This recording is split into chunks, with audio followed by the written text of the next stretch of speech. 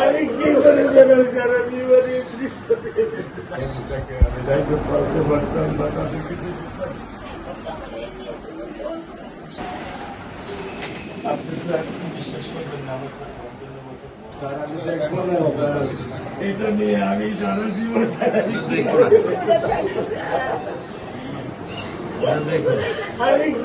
দেবেন যারা জীবনে দৃশ্য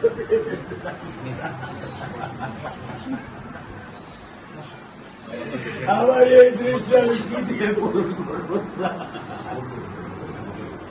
আমার বিয়ে শুক্রবারে নামাজ মসজিদে নামাজ পড়ে আমি 3 ওয়াক্ত নামাজ বাসায় পড়ি স্যার কারণ ও আমার সাথে নামাজ পড়তে পছন্দ করে 2 ওয়াক্ত নামাজ আমি ওকে নিয়ে স্যার আমার বাসায় পড়ি স্যার আল্লাহ আমি জানি না আল্লাহ তো আমার কোন পরীক্ষা ফেলেছে এই দুঃখ এই কষ্ট মৃত্যু ছাড়া আমার আর কোনো শেষ নেই স্যার আর কোন শেষ নেই আপনার দায়িত্ব মানে প্রধানমন্ত্রী নেবে আপনাদের তো শক্ত হচ্ছে না, আপনার তো বড় মেয়েটা রয়ে গেছে, এখন তো ওর জন্য আপনাদের শক্ত থাকতে হবে স্যার। সত্য কথা আমি যখন ওকে ভ্যানে পাঠাই আমি খুব বল পাই, আমি কালকেও বলে দিছি যে আমি আর ভ্যানে দিব না, তুমি প্রতিদিন ওকে রিস্কায় নিয়ে যাবা, রিস্কায় করে নিয়ে আসবা। আমি ক্লান্ত স্যার, 10 বছর বয়স থেকে স্যার অবহেলা পেতে পেতে পেতে পেতে স্যার আমি আর নিতে পারতেছি না স্যার।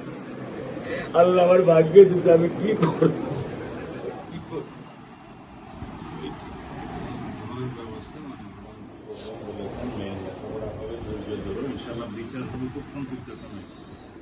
এছাড়া বেশি বলতে পারবো না, কারণ আদালতের বিষয় তো। আমরা চার্জশিট দেবো ইনশাআল্লাহ এই 24 ঘন্টার মধ্যে।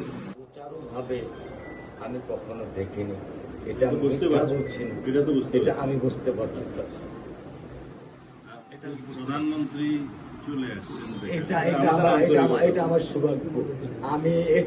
আমি সত্যিকার ভাবে স্যার আমি বলি, আমি এটা স্যার প্রত্যাশা করিনি যে আপনার মতো মানুষ আমার এই 10,000 টাকার একটা ফ্ল্যাটে স্যার আপনি পা রাখবেন, কিন্তু এই বিশ্বাস ছিল যে আপনি 8-10 জন না, যে মানুষ ট্রাফিক সিগন্যালে দাঁড়িয়ে থাকে নিয়ম মেনে চলে সে মানুষকে বুঝতে স্যার আমার এইটুকু বয়সে স্যার যথেষ্ট স্যার। ইনশাআল্লাহ স্যার আপনি খুব ধৈর্য ধরবেন, আমি ওকে কোনো নিয়ন্ত্রণ করতে পারতেছি না। আল্লাহ চায় আপনার সন্তানের এই অবস্থার জন্য যে দায়ী তার বিচার ইনশাল্লাহ হবে, সেটা শীঘ্রই হবে।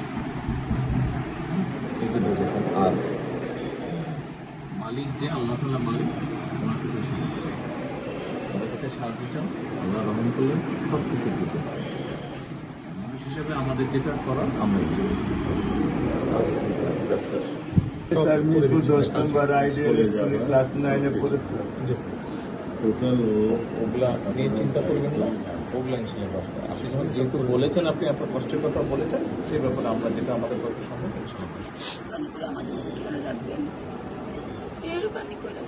আমরা প্রথমে সবচেয়ে আগে যেটা এই মুহূর্তে আমরা করতে চাই সেটা হচ্ছে যে এই অন্যায়ের সাথে যে জড়িত তার বিচার আমরা আগে করতে চাই, তার বিচারের ব্যবস্থা আমরা আগে করতে চাই।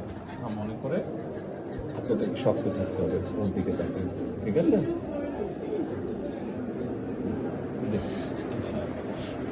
চলে আসবে, ভাই চলে আসবে, আজকে চলবো।